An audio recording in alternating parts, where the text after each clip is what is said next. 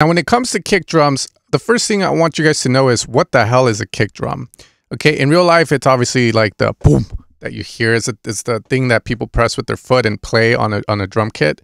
In our world of dance music, that is going to be pretty much a sine wave that is moving from really high pitch to really low.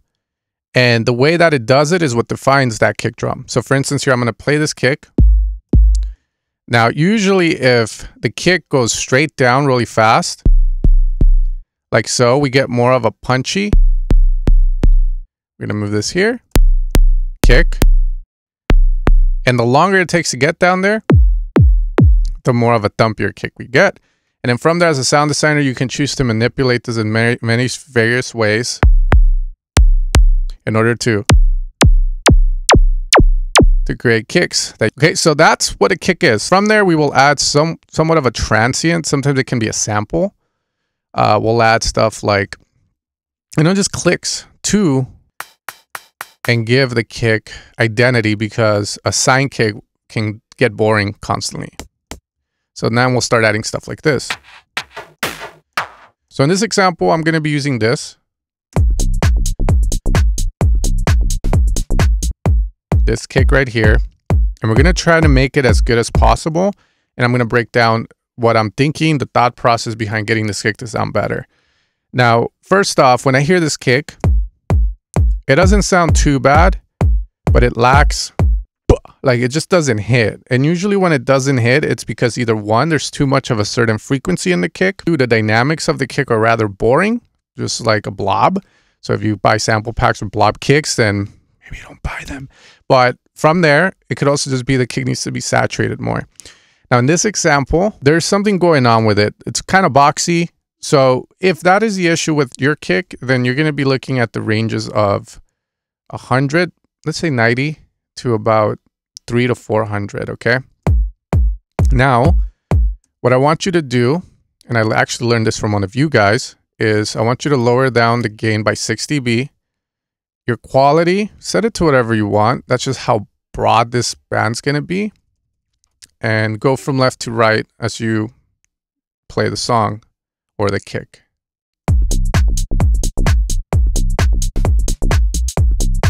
Now, if you pass something problematic, you will hear the kick starts to kind of get punchier, but also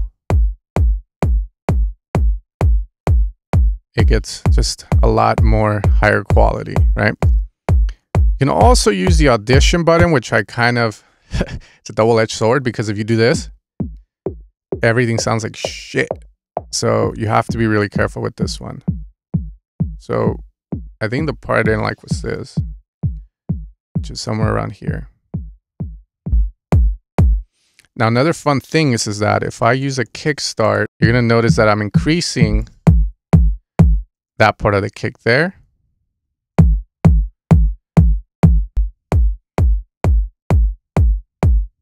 This is how the kick changes slightly.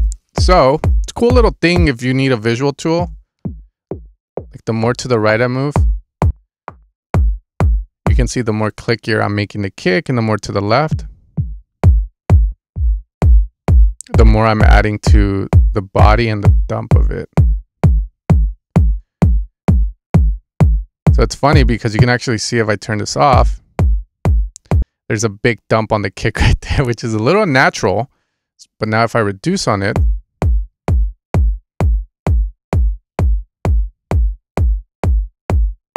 now I can clean that up. Now, this next part is probably the hardest. How much do you reduce by? Honestly, for this one, you have to use your ears and the vibe, right? So you want to hear the song.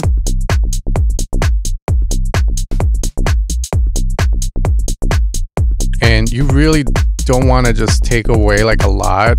You want to be calm with it and remove only as much as needed. And you can hear like doing that, just simple change, obviously on the portion of this part of the kick. And if there's too little, then you would boost there, right? Usually, there's not enough low end, because if you look at the waveform of the kick, it's towards the end is kind of tiny, but this doesn't mean it's a bad kick, because remember, it just depends on the genre that you are working in. Now, if I wanted to add a more click, more presence, more of the transient, then I would boost up here. And when you boost on a kick, try to lower the quality down so it's broader,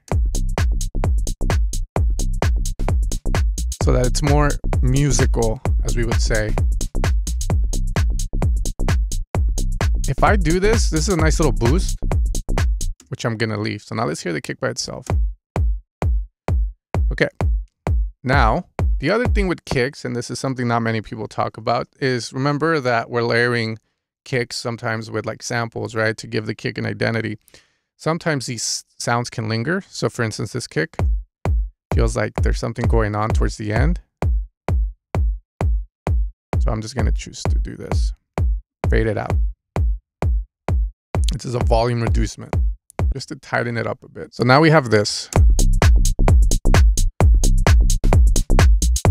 Compression is a tool we use to control dynamics of a sound. One, you can use it for vocals to control quiet vocals to very loud, right? If the vocalist is singing very quiet and very loud, then you can compress it. So eventually the very quiet parts sound loud, and then my voice sounds normal volume, right? They're almost equal. But with kick drums, we're not trying to achieve that effect. What we're trying to do is control the way the kick is evolving, right? So for instance, if I want more smack on this kick, I'm going to activate my peak. I'm going to leave my knee at 6 for now. I'm going to click here to go into this mode, which will give me access to this look ahead. I'm going to activate that to 10 milliseconds. This is going to give the compressor 10 milliseconds for it to go back in time or look ahead of time. So I guess you would call that like a psychic. And it's going to look at how the kick is coming in and give itself time to react to it properly, versus if you leave this low, it's reacting to it in real time, and it's not going to compress as good when it comes to transients. So a good kind of way to see it is if you're dealing with transients, like kick, you know, it's very clap, open hat, very punchy stuff, then you want to go add some look ahead there. Okay. The knee is low knee is instant. The moment this threshold is hit, it starts to reduce the volume. And the moment, if I go high, it gradually does it. So if I'm here, I'm not even touching it, and we're already getting gain reduction. So just to kind of explain what you might need both for, 18 dB will be for stuff that it's a little bit more flowy, like pads and strings. And a low knee is going to be for more instant, when you want to knock, you want exact, okay? Because exact means you get a click in there, man. So for this kick, easiest way to do it in the beginning, if you're not used to doing this and you want to learn, is you lower your threshold, you increase your ratio, just hear the kick. Okay, so right now we're squashing the kick. And if I increase my attack, you start to see that one, the front part of the kick's allowed through.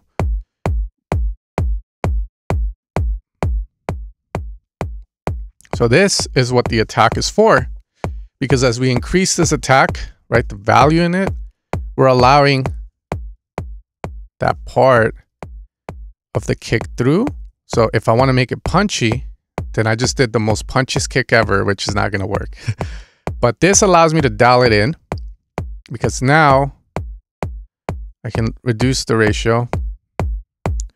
I've dialed in how much of the transient I want present, right? And I'm going to pull back on it now.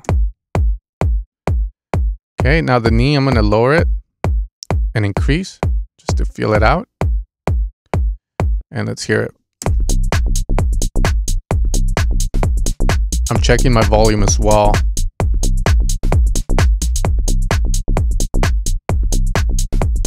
Now the release, very important. You don't want to have it high because it's just going to reduce the volume of the whole kick. So let's go fast. Now, let's ease off.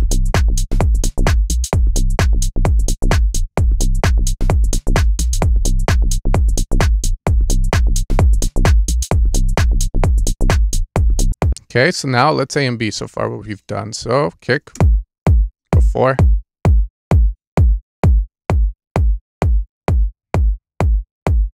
Gotta feel it out.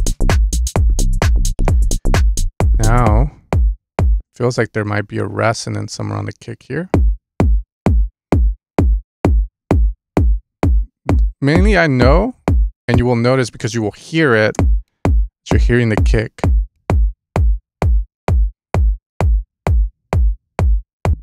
And then you want to verify.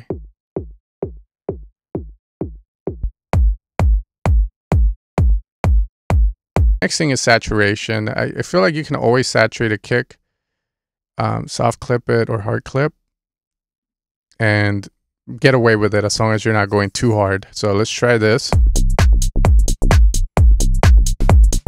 Release these off by 4.3 dB.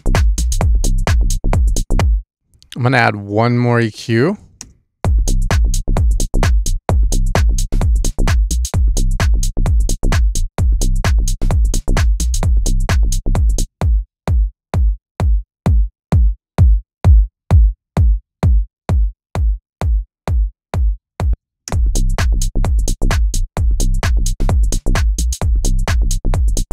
If I turn it off, you can see the difference instantly. Put it back on. I'm gonna gain stage it right now.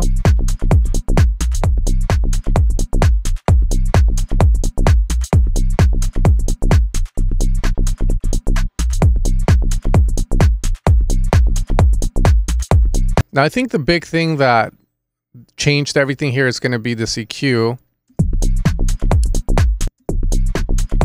So the kick just had too much mid-lows to it, so that's why we reduced there. We saturated the kick to bring back some of the weight that we lost, and then we compressed in order to shape the kick. Now, I do want to add, I modified this a bit because usually when processing kicks, it can be a little bit tedious. So I went to go eat and I came back and I just felt like this attack was way too low. So I put it up to around 70, 76, somewhere around there to push it harder, but not lose the full kick entirely. And now we're smacking pretty good. The last thing I would probably do to finish this off, which is optional, is to run an orange clip or a clipper that you like in order to control more of the peaks of the kick. Now the reason for this is that if I were to use Pro L2, I can see the kick here. There's a strong, as you can see, transient, strong peak. And if I can shave that off, that means I can compress a little harder before the limiter starts to attenuate. So for example, if I start to pull down, I will eventually shave those clips and get that. Now the trade-off here is that I do lose some punch, I do lose doom, but if it's very minuscule, then the trade-off is worth it. However, if it's too much, then it's not worth it. So we want to be easy with this. You want to do it where we're still having some of that click, some of that perceived punch.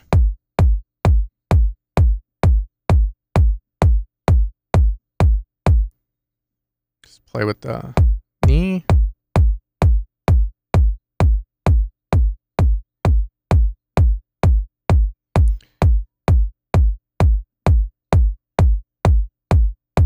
A little higher up, a little less stress. And now I'm saving from here to here in volume, which is about 4 dB, I would say. I mean, here it's telling us how much we're clipping, 2.5. Usually I like to go to around 4. And I always think the hard clipper sounds a lot better, so all the way to the right. So again, you can use any clipper. Finally, once all that is done, we start mixing our other drums as well. But since this is only a kick tutorial, we're done. So just to review real quick, EQ, right? If the kick feels too boxy, always check your mid-lows, reduce by 6 dB and scan. And as you remove stuff, if it sounds better, then you know you found a problematic frequency. But the most important thing is that you need to hear it first. You can't just assume you need to do this to every kick. Second thing is saturation. It can come either before or after compression. There is no right or wrong. It's just more of what you feel start to sound what you envision your kick should sound like, or what makes it sound more exciting in the song. Okay, with saturation, I used the analog clip and I added a hard clipper in there. This is similar to what I did with the orange clip. However, as I worked through my signal flow from left to right, it felt needed to add a clipper at the end to save a bit of headroom from the kick, where it's transparent, meaning we can't really hear too much of the difference unless we're hearing in a very high fidelity environment. Okay, from there I increased the drive and I gain stage back down with the output. But again, try out different stuff. You can do this on any kick, make it sound dope. Subtractive EQ, compression, usually what you'll be doing at kicks, and of course the orange clip. And one last thing is also transient shapers are cool, but when it comes to kicks, there's a reason I hate them. And that reason is because the clicks that it produces on kicks is so unnatural. For example, here I'm gonna add a bit of attack. And you can already see the initial part of that kick. It's just getting too much of a transient. So you have to be a little heavy, not heavy-handed, very sleight of hand, I would say. And again, if you can clip afterwards and still keep that punch, then that's even better. Let's see if it even matters. Off. On. So you can hear a tone change, of course, with the transient shaper, so that's a bonus tip there. So I hope this video helps you guys in processing kicks. When it comes to kicks, I'm really not doing anything else unless I'm making like a techno rumble or a techno roll, or if I want to distort the crap out of the kick, then that's another video. But hopefully this video helps you guys out. All right, guys, and hopefully this video helps. Again, when it comes to kicks, there's really nothing else to do. There's going to be plugins out there like Kick Tweak that will essentially do all this for you, right? They'll use different techniques in order to get the kick to pop. But if you can do it yourself, I feel like you always get better results that way rather than going for Hail Marys. Other than that, you guys take care and you guys have a great rest of your day.